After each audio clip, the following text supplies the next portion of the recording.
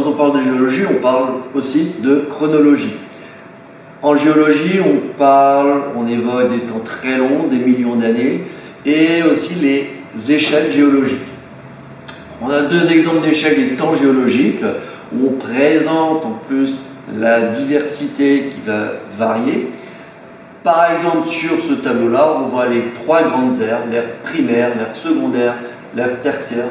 Il y a aussi l'ère quaternaire dans laquelle on vit aujourd'hui, avec les animaux associés. On est sur des centaines de millions d'années. Et le géologue, lui, c'est pas encore suffisant, il va redécouper ces échelles en niveaux jusqu'à, par exemple, des étages géologiques. Et nous, ce qui nous intéresse cette année, c'est cette limite Permien ici en rouge et Trias en violet. On va avoir cette limite, cette démarcation. Cette limite Permien-Trias, le géologue, il a besoin de s'y référer, de l'étudier, et on établit, donc là on présente sur ce poster, on établit une coupe, un endroit référence, sur lequel le géologue a besoin de se référer et de voir exactement ce qui s'est passé au changement.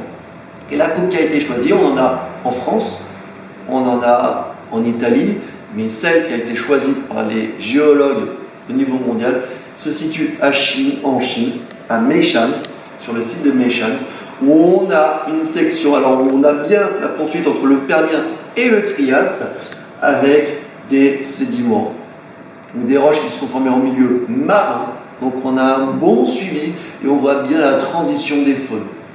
Donc ce site est maintenant classé au patrimoine mondial et il nous permet de comprendre ce passage, cette transition entre cette époque de l'ère primaire avec ses faunes et l'ère secondaire, et de comprendre ce qui s'est déroulé et pourquoi est-ce qu'on a une chute de cette biodiversité.